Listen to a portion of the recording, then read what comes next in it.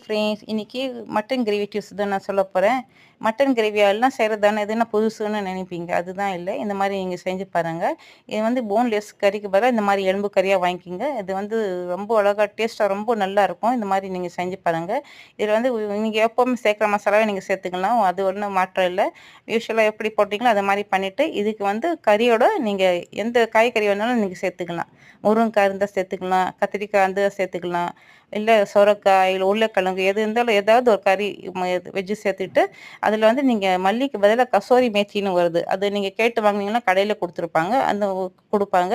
அது வந்து நீங்கள் 2 டீஸ்பூன் சேர்த்துக்கிட்டோம்னா அது இன்னும் சூப்பராக ஹைலைட்டாக இருக்கும் குழம்பு. இந்த மாதிரி நீங்கள் செஞ்சு பாருங்கள். இதில் வந்து காரம் கொஞ்சம் நல்லா நிறைய போட்டிங்கன்னா அது ரொம்ப நல்லாயிருக்கும் டேஸ்ட்டு. அது மாதிரி செய்யுங்க.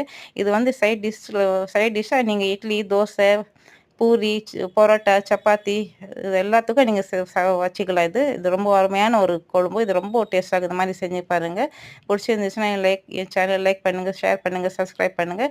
இதில் வந்து ரொம்ப தண்ணி இல்லாமல் திக்காக இல்லாமல் நீங்கள் மீடியமாக வச்சிங்கன்னா ரொம்ப நல்லாயிருக்கும் குழம்பு.